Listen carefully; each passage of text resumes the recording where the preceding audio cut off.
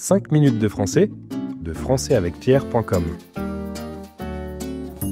Salut tout le monde et bienvenue dans 5 minutes de français.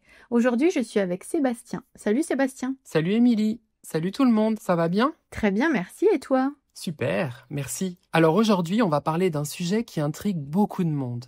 Les secrets du savoir-vivre à la française. Tu en penses quoi?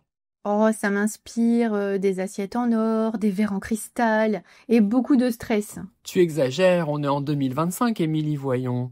Bon, juste avant de commencer, j'ai une petite question pour toi, ainsi que pour nos auditeurs et auditrices. Selon un sondage réalisé par Harris Interactive en 2018, quel est le comportement considéré comme le plus impoli à table en France? Petit A, parler la bouche pleine. Petit B, poser les coudes sur la table. Petit C, ne pas finir son assiette. Je dirais que c'est de poser les coudes sur la table, non?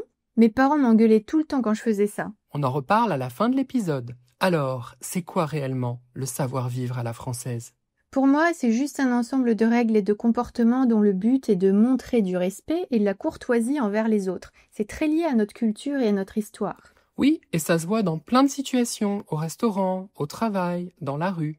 L'exemple le plus connu est sûrement le fait de toujours dire merci et s'il vous plaît. C'est très important en France. Exactement. Et aussi savoir écouter les autres, ne pas couper la parole, attendre son tour. Ce sont des petits détails qui comptent beaucoup. Il y a aussi l'importance de la ponctualité.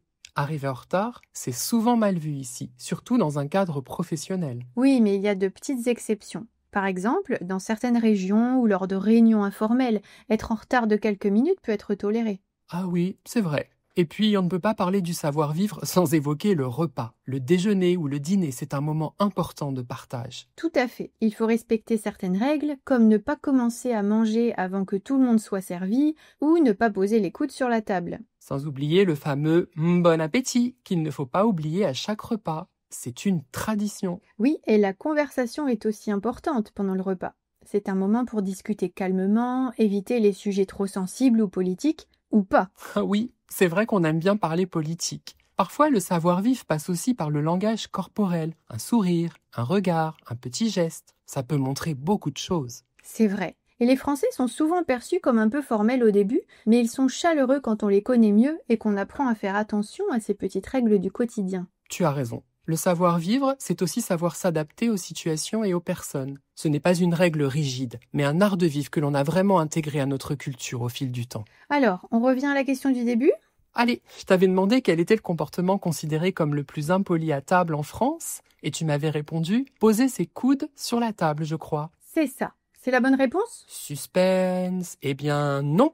La bonne réponse était parler la bouche pleine. C'est vrai que ce n'est pas très agréable. Je savais bien que c'était pas si grave de poser ses coudes sur la table. Allez, avant de terminer, expliquons quelques expressions ou mots importants utilisés aujourd'hui. On commence avec le verbe intriguer, qui veut dire surprendre en éveillant la curiosité. Ensuite, j'ai dit que mes parents m'engueulaient quand je mettais mes coudes sur la table. Le verbe engueuler veut dire gronder, disputer, réprimander. Et enfin, j'ai utilisé l'expression au fil du temps, qui signifie progressivement, peu à peu, avec le temps, après un certain nombre d'années. Et voilà, c'est tout pour aujourd'hui.